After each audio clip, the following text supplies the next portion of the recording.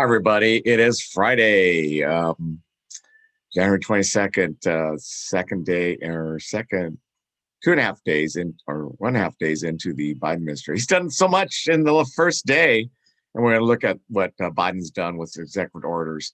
Amazing. I mean, life is very bright. Trump was a disaster. Oh my God. Let's get started. Okay, I still have this on. Here's the forecast. Hey, great Friday, Saturday. We love that. I'm going to have my friend Timaeus here for happy hour on the porch. I have a happy hour on the porch, which is kind of fun. So it's like social distancing. It's kind of outside, obviously. So if you want to join me, let me know. Just send me an email. Reply to the email message. Okay, here we go. Here's our favorite source of news, PBS NewsHour. Biden begins presidency with flurry of executive orders, a lot of great executive orders. So let's look at the story.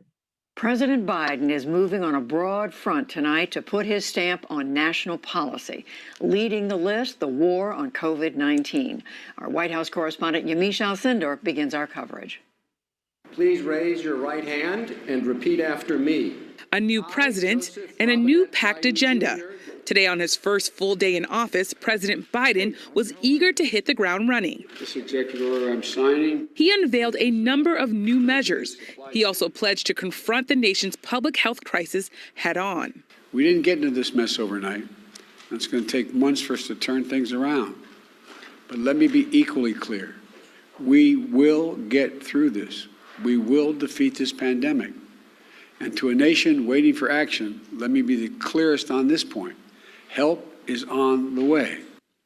Today, he signed 10 executive orders to accelerate the distribution of COVID-19 vaccines, bolster their supply along with testing by ramping up manufacturing, require masks on all public transportation, and address the disproportionate impacts of the pandemic on communities of color by establishing a task force to offer recommendations. President Biden's actions are at the center of a nationalized response. They stand in stark contrast to the Trump administration's approach, which relied heavily on the states to address the crisis. Today's orders also come exactly 1 year since the first case of COVID-19 was confirmed in the U.S.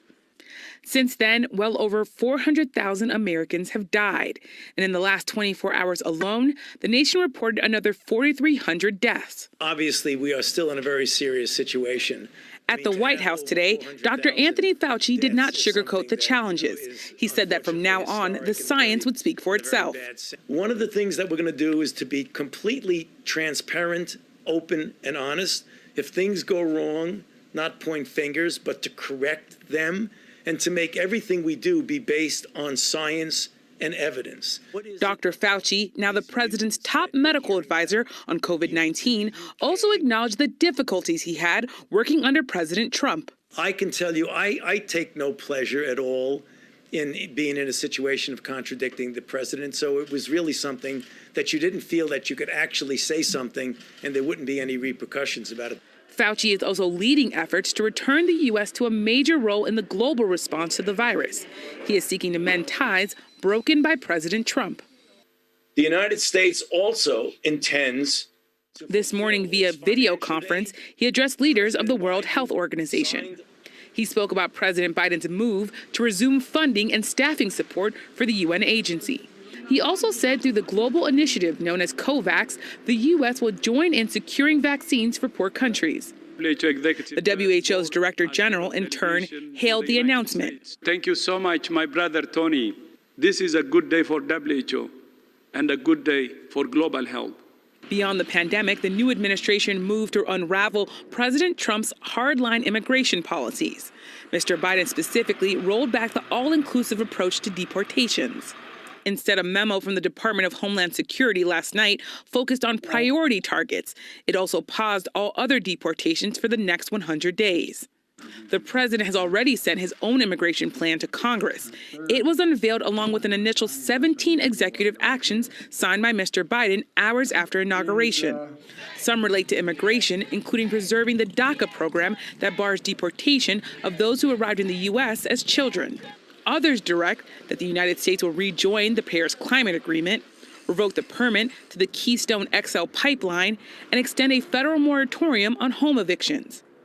Meanwhile, the House of Representatives moved to advance Mr. Biden's nomination of retired Army General Lloyd Austin for Secretary of Defense. On this vote, the yeas are 326, the nays are 78.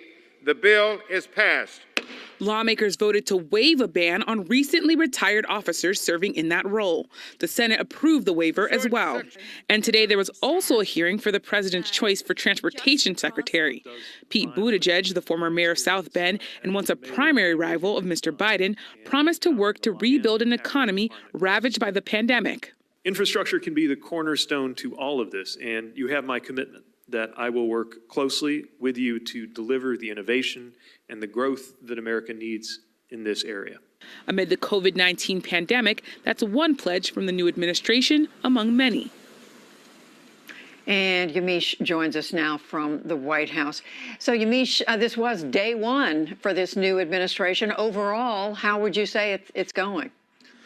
This is day one, the first full day of the 46th president of the United States term. President Biden hit the ground running. He is signing executive order after executive order. Now, they say that they are really focused, this administration, on changing the tone, turning the page away from Biden's predecessor, and really focusing on a number of issues, top among them being the COVID-19 pandemic, wanting to really talk about that and sign several executive actions really based on trying to fight that virus, trying to really, they say, do it in an equitable way. But they're also focused on a number of pillars. They have 4 pillars. It's COVID-19, the economy, climate change, and racial justice. And they say racial justice includes immigration, because we've seen a number of immigration executive actions as well. But overall, what they're saying is that this is really a complete change of tone. Even today at the White House briefing, and of course, I should say we're already in a second White House briefing, which is a big change since the Trump administration was not holding those briefings regularly. But they say,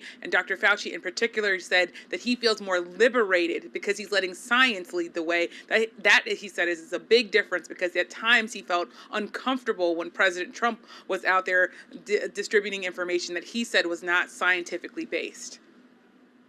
Yeah, as we heard. And Yamiche, you mentioned what a priority COVID is for this administration. What more is there to say about what they're doing on that front? The chief thing that I've heard today, talking to Biden officials about their COVID-19 response, is they inherited a mess. I'm told that they're not starting from scratch, but they are very close to it. They say, yes, it's true. 16 million people have been vaccinated with the COVID-19 pandemic and the COVID-19 vaccine. But I just talked to a number of officials who told me that the vaccine plan for the Trump administration was essentially dumping it into states and letting the states deal with distribution. They say that can't be the way that this is done. Instead, they're going to be working with pharmacies, community centers, a number of other ways to try to get vaccines into people's arms as quickly as possible. They also told me that the Trump administration, in some way, they had some plans that they're going to build on, so they weren't at all saying that the Trump administration was completely all bad. But what they really said was that this was a federal response that really didn't have all the tools and resources necessary to fully respond to the vaccine, fully respond to the virus, rather. They also said that testing, which of course has been something that we've been struggling with, is still something that they need to deal with in this country. And Yamiche, I think almost everywhere we've seen the new president in the last day or so, we've also seen Vice President Kamala Harris. What more are you learning about what her role is so far? The role of Vice President Harris, I'm told, is going to be evolving, but it's going to be including a number of different areas, including the COVID-19 pandemic, trying to be in a number of meetings, trying to really be a counselor to the president. She's also going to be involved in, I'm told, the economy and labor and jobs and racial equity across the agencies. I was also told something very specific. Yes, it's true she's a former prosecutor, but they're stressing her team not to make it too narrow of a focus on criminal justice. They say they have a whole Department of Justice to deal with that, and that she is not going to be overly involved in the Department of Justice, but she is, of course, interested in criminal justice as well. And finally, Yamiche, the question of when and how the impeachment trial for former President Trump will take place in the Senate. White House has been asked a lot of questions about that. What are they saying? Well, first, we should say Nancy Pelosi today held a briefing, and she said that President Trump, even though he's gone, cannot get a pass. Let's listen to what she had to say. You don't say to a president Do whatever you want in the last months of your administration.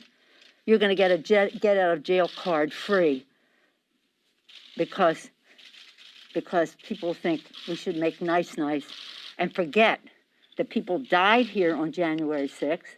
It will be soon. I don't think it will be long, but we must do it. Now, Lisa, of course, our congressional correspondent, she's really been digging into this. She said that her sources are telling her that McConnell wants to start the impeachment trial on the week of February 14th. Yes, that's right, February 14th. That's a long way away.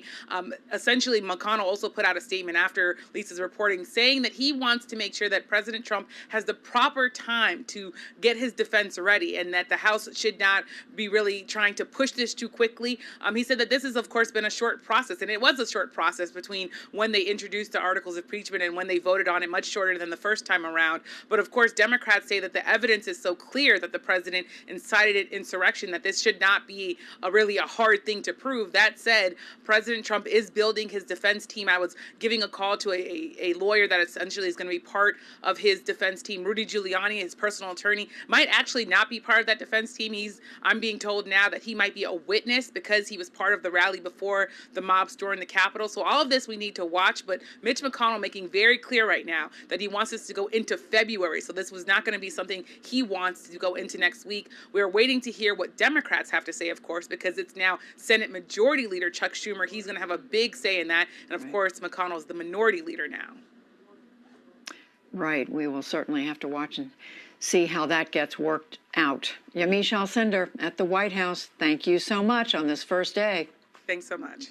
I think President Biden has done more in his first day than Trump did in 4 years. That's my opinion. Okay. Oh my God, this is the first press secretary. Jen Psaki was amazing. She is, Trump. I don't think the last 2 years Trump had a daily press briefing, which is crazy. So here is Jen Psaki's first press briefing, daily White House press briefing, and she was very honest with the press. Yes. On this first full day for the new Biden administration, there's no shortage of crises or challenges. Jen Psaki is the new White House press secretary, and she joins us now. Jen Psaki, congratulations on the position. Welcome back to the NewsHour. It is not a slow day, by any means. Certainly not.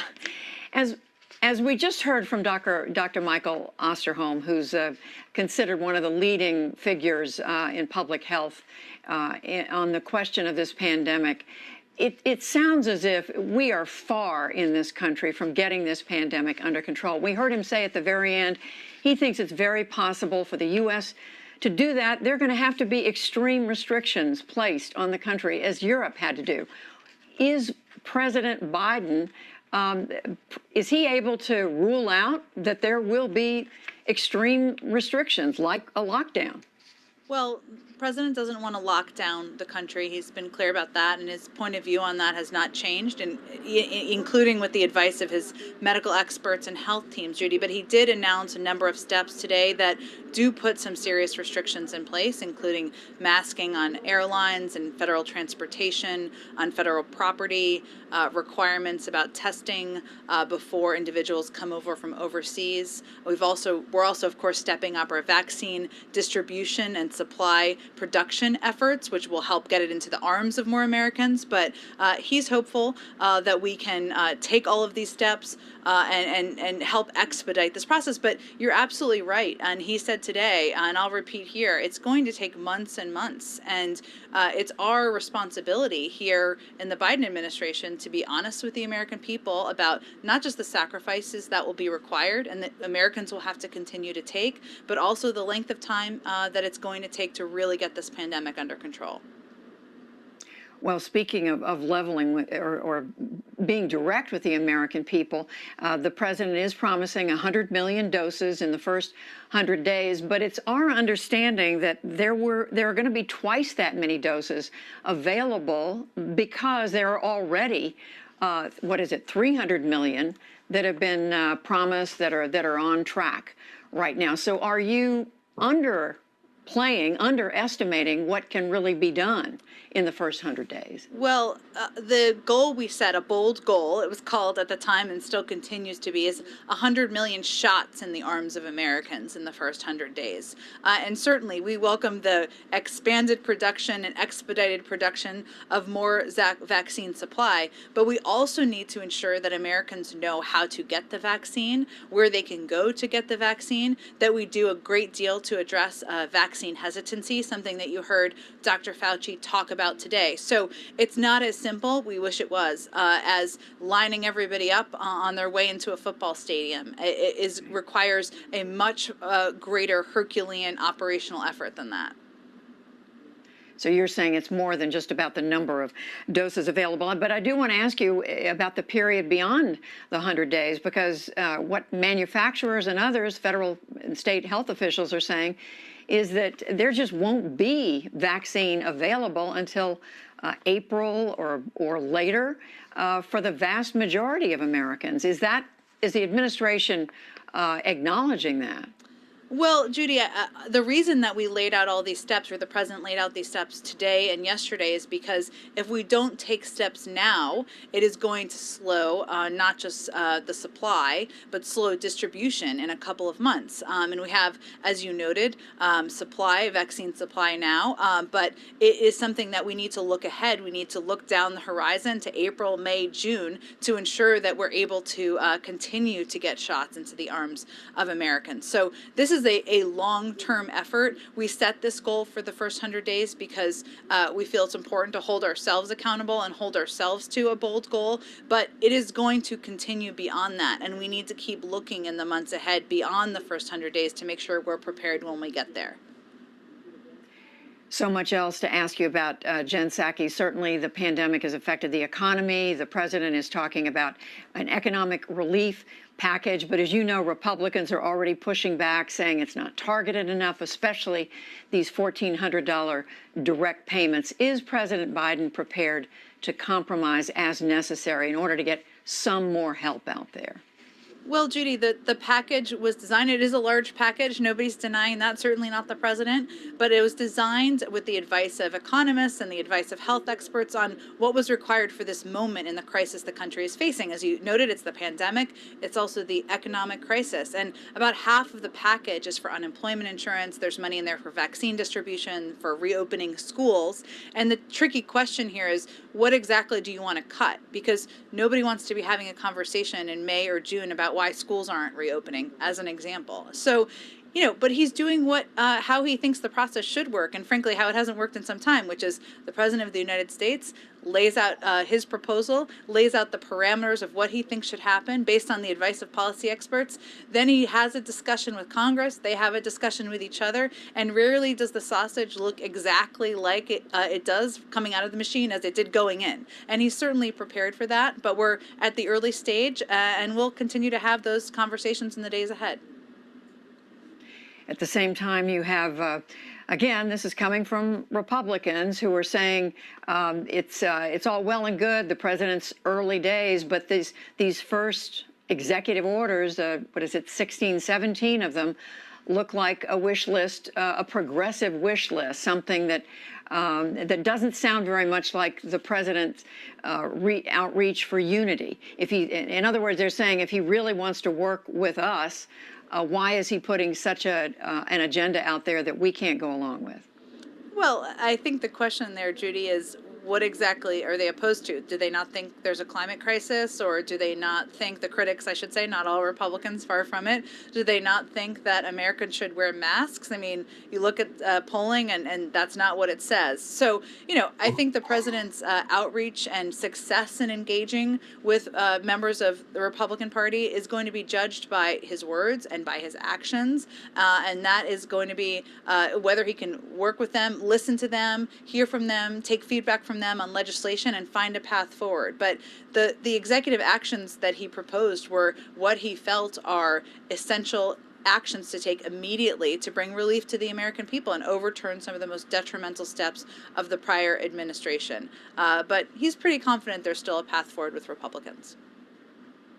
one other thing, Jen Psaki, and that is the Senate Republican leader Mitch McConnell is saying today, late today, that he believes the impeachment trial for former President Trump should be delayed until the middle of February to give President Trump time to pull his defenses together. Is President Biden prepared to see that wait?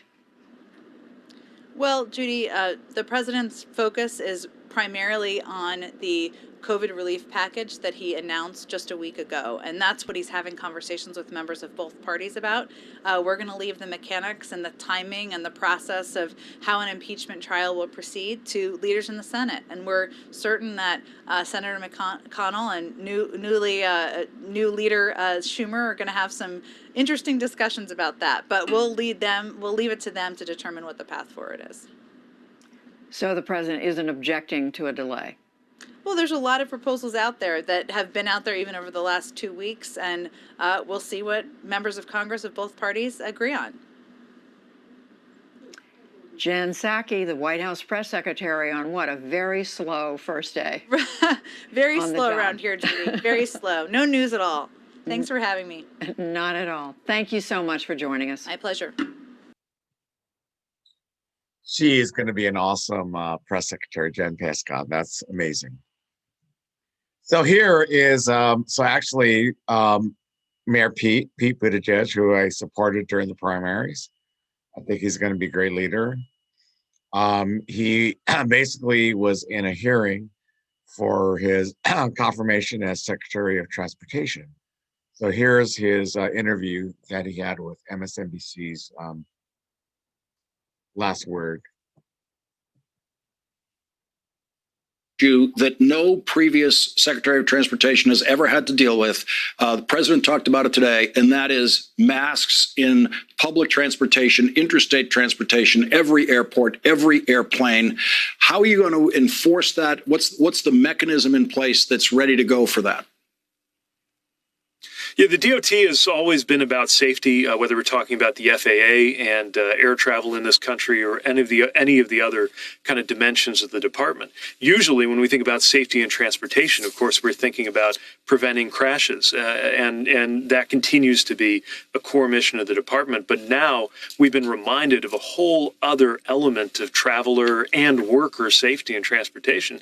That's preventing the spread of the virus. It's why the president acted right away with an executive order that's laying out the need for mask mandates to use those federal authorities, whether we're talking about airports, airplanes, intercity buses, trains, essentially wherever there's a federal responsibility to keep passengers and workers safe.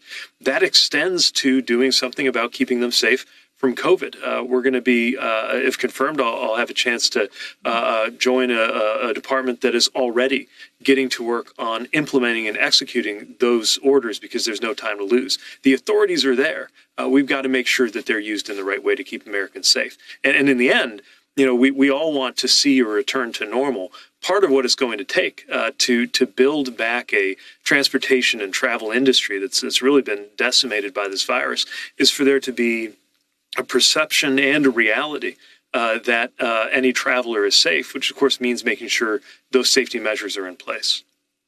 You talked about something today that I've heard others struggle trying to phrase correctly, what you call transportation equity. And it's the concept of we might need different things for different people. And somebody, you know, who has a $150,000 Mercedes and pulls out of the driveway just cares about what's going on in the pavement in his community. The person who might come to clean that person's home has to care about the bus system, might have to care about the rail system and other ways of getting to that same place that wealth allows you to just drive to and from. How do you take that into account in real policy terms? That's right. Transportation equity means making sure that we have policies that serve everybody, whether you own a vehicle or not.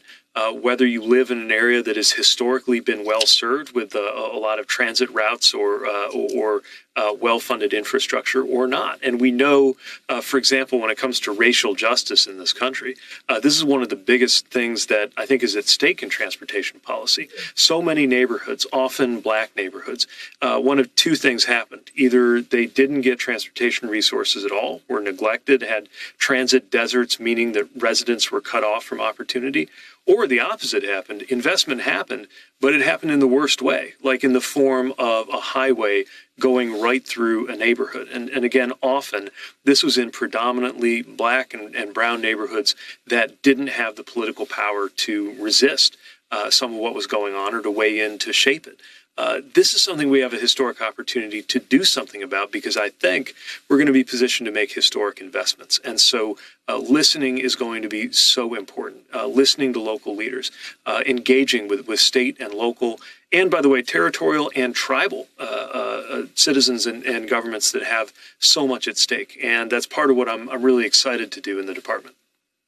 I don't know if I think you're too humble to have picked up the dynamic in the room today, but you had a lot of people who were basically supplicants to you today. They know you're going to be the Treasury Secretary. They know you're going to have a hand in funding and projects that can affect their lives. That's why you were getting all those invitations.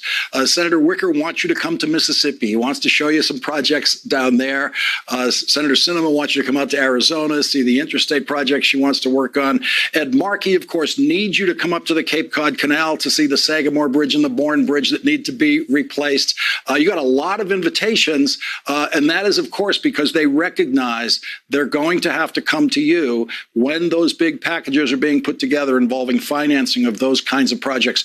How do you sort them out? How do you look at a project and say, this one has value, this one does not measure up to the value of the other one? Well, we've got to make sure that we are transparent about the criteria, especially as grant programs are developed. And those criteria have to include a lot of things. It's making sure that it leads to the main economic and other policy priorities that the president's put forward.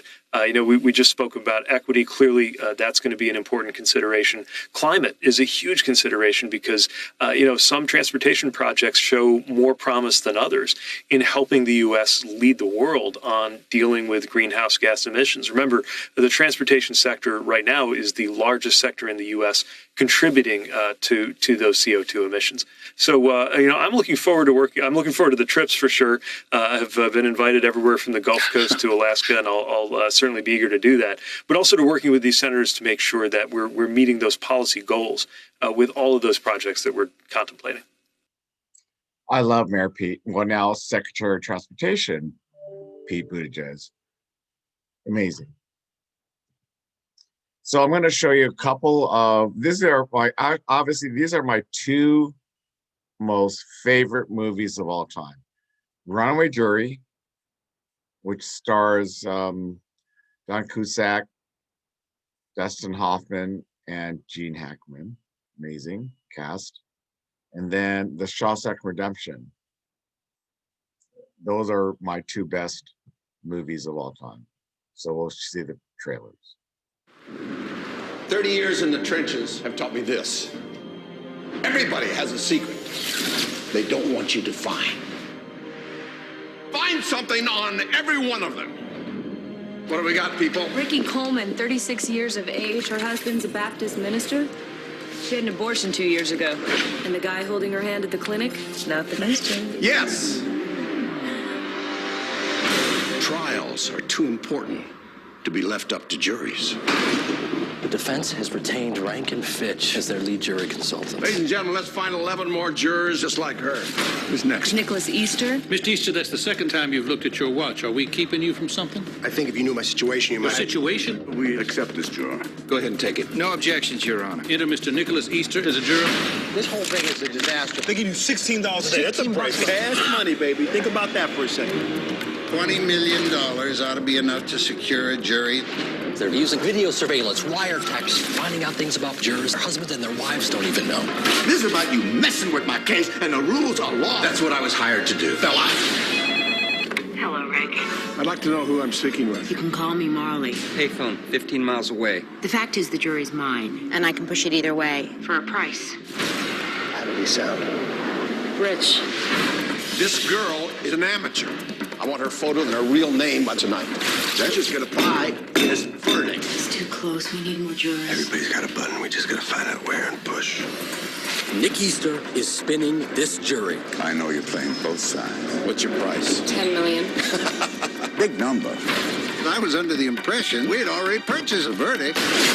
Do we have a deal or don't we? Make damn sure you don't underestimate me. Call for help. Somebody got to that girl. It's our job to protect them. Well, there's only so much I can do, all right? I can't protect you. I want you to find her. I want you to contain her. You're losing me my jury.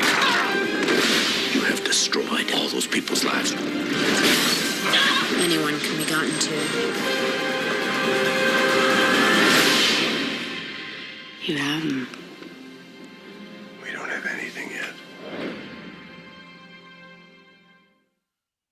Ladies and gentlemen, you've heard all the evidence. I submit that this was not a hot-blooded crime of passion. Consider this. A revolver holds 6 bullets, not 8. That means that he fired the gun empty and then stopped to reload. By the power vested in me by the state of Maine, I hereby order you to serve 2 life sentences back to back, 1 for each of your victims. So be it.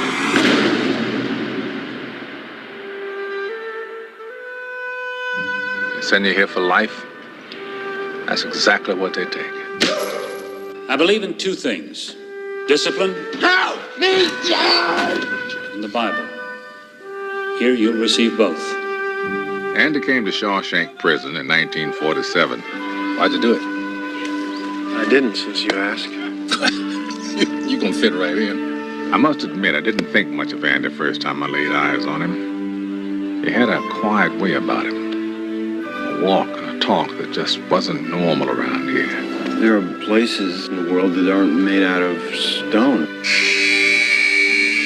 There's something inside that they can't touch. What are you talking about? Hope. Let me tell you something, my friend. Hope is a dangerous thing. Damn it, Dufresne, you're putting me behind. Hope can drive a man insane. You better be sick or dead in there, I kid you not. You better get used to that idea.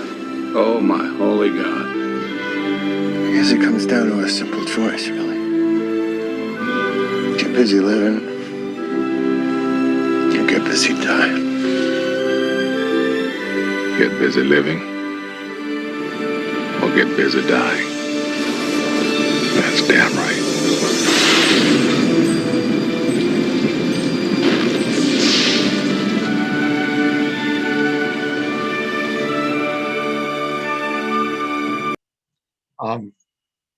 Those are my 2 best movies of all time. I probably watch each of them like 10 times.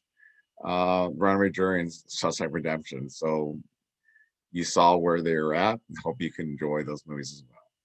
Take care. Have a great day. Have a great Friday. Cheers.